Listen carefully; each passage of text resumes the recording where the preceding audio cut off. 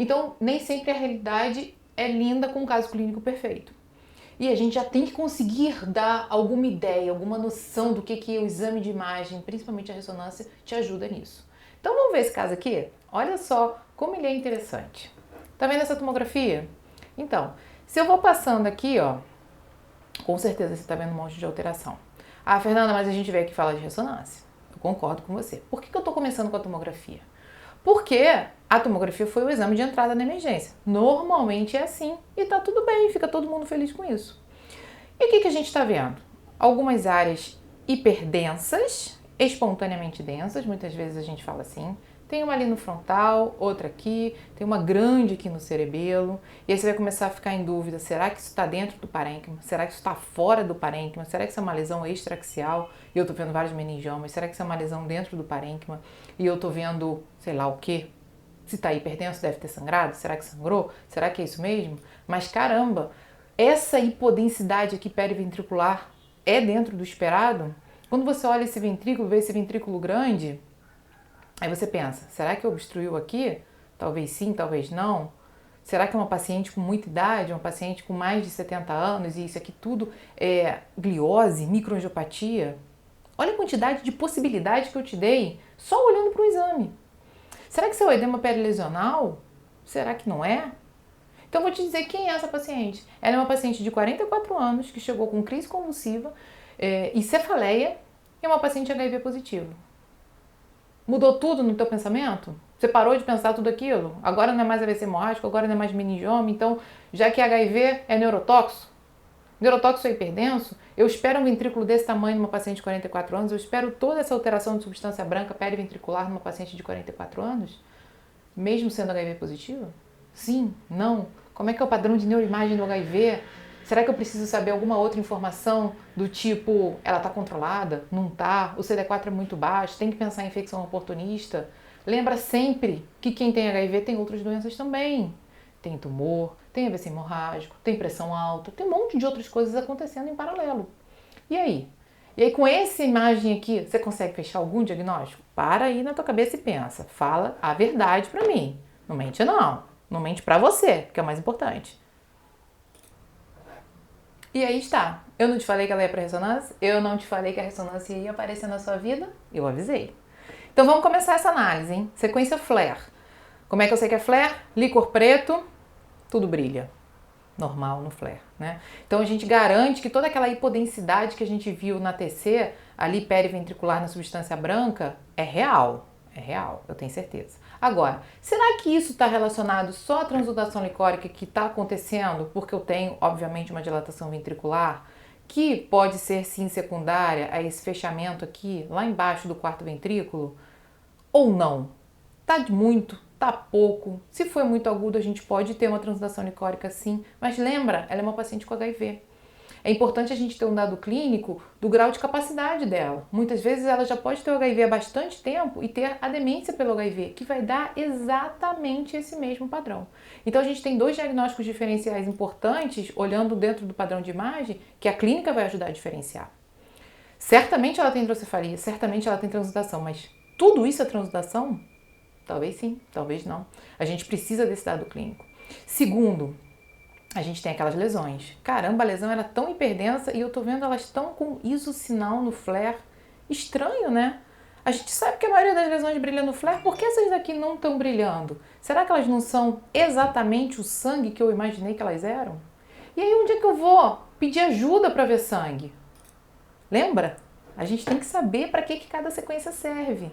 O T1 ele não está lá de bobeira. O T1 ele não está lá só para ver a hipointensidade quando eu sei que brilha no flare. O T1 está lá para a gente ver as exceções.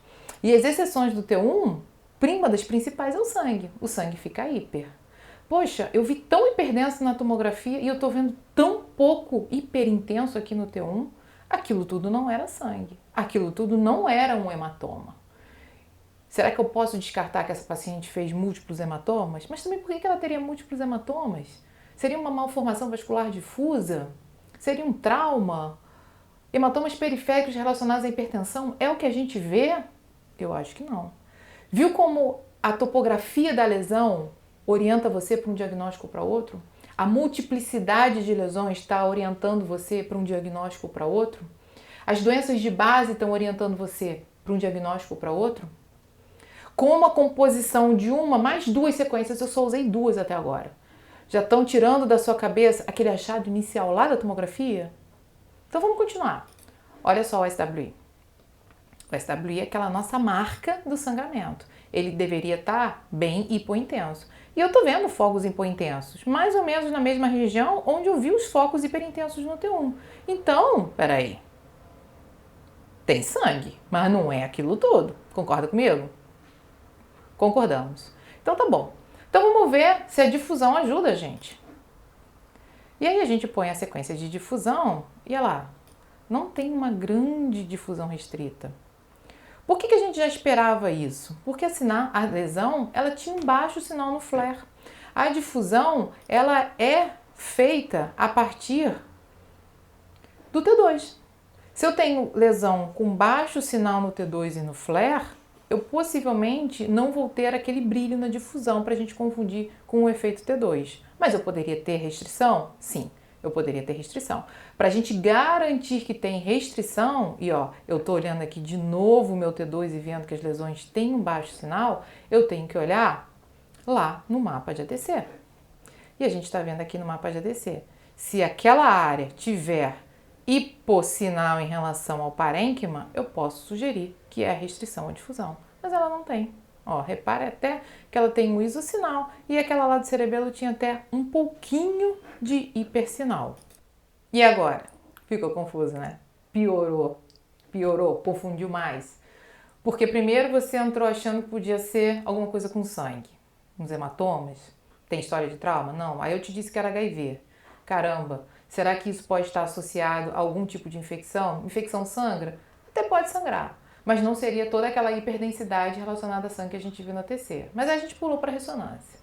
Então tá bom, a ressonância não mostra todo aquele sangramento, tem focos de sangue. Continua podendo ser infecção? Até continua. A gente está vendo muito edema perilesional? Não.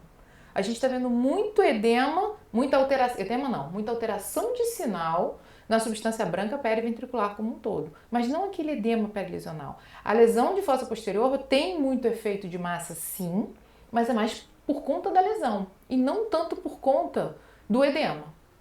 E aí a gente vê outras características de sinal. Uma lesão com baixo sinal no T2 tem algumas especificidades, não tem? Tem vários marcos de hipossinal no T2 que a gente tem que pensar. Um deles é sangue, mas não tinha. Pode ser alto conteúdo, pode ser uma célula que é um mecanismo muito hipercelular ou até mesmo uma célula que a célula é grande e o núcleo é grande. Então a gente tem pouco citoplasma. E aí? Quais seriam as opções dentro disso tudo que a gente viu? Vamos já ao contraste e ver como é que fica? Uau! E aqui no nosso pós-contraste a gente está vendo uma lesão aqui, ó, que ninguém falou. Eu espero que vocês tenham visto aí, que eu estava deixando ela quietinha lá para depois. As lesões captam, e captam bastante. Você concorda?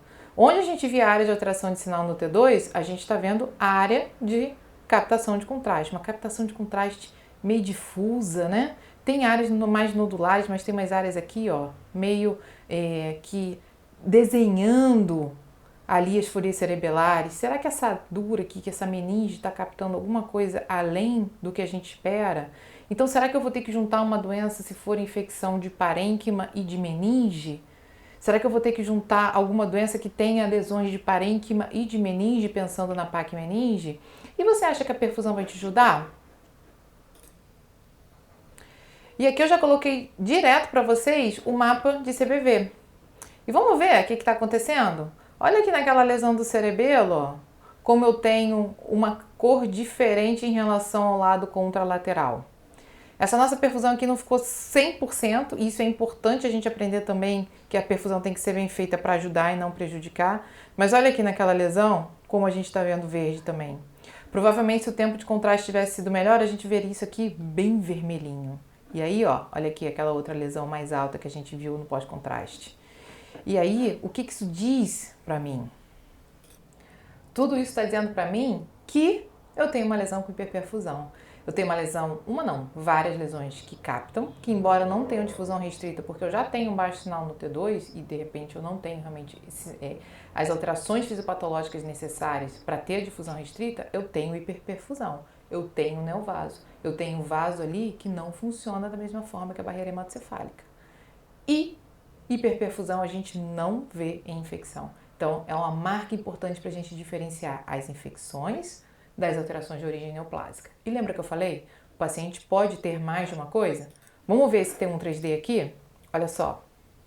Lembra que eu falei que além daquele realce nodular, a gente via alguma coisa também alterada a nível das meninges? Olha aqui uma captaçãozinha aparecendo, ó, tanto junto à tenda do cerebelo quanto entrando aqui na pia. Aproveita e vê quando eu falo que se você quer ver realce, tem um espinheco, fecha espinheco, turbo espinheco. Não faça T1 3D. Tá vendo como a gente quase não tá vendo o realce aqui que a gente viu tão bem na outra sequência T1?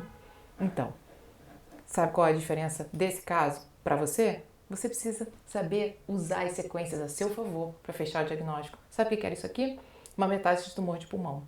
Pois é, tumor de pulmão que dá em qualquer pessoa, inclusive nos pacientes com HIV. Então a gente não pode se deixar levar somente pelos dados clínicos para fechar uma hipótese. Muitas vezes a ressonância vai ser necessária e ela vai te ajudar a complementar esse diagnóstico. Viu nesse caso aqui? Provavelmente ela já foi tratada por neurotóxico antes e não melhorou. Por quê? Não era. Ela estava realmente com a metade do tumor do pulmão. Depois que ela foi investigada, a gente viu que tinha uma massa pulmonar associada. Ela ainda não tinha esse diagnóstico. Mas através dos dados da ressonância a gente sugeriu, isso não é infecção, isso não é complicação hemorrágica, isso é um tumor. Vamos ver de onde que ele está vindo. Viu como a gente mudou o diagnóstico? Viu como a gente impactou diretamente no tratamento dessa paciente? Viu como é importante você, que tem os dados, participar ativamente desse processo? Porque você ajuda, a gente se ajuda. Mas quando você está sozinho, infelizmente você fica sozinho, você tem que aprender, você tem que conseguir ter esse domínio. E eu tô aqui para te ajudar.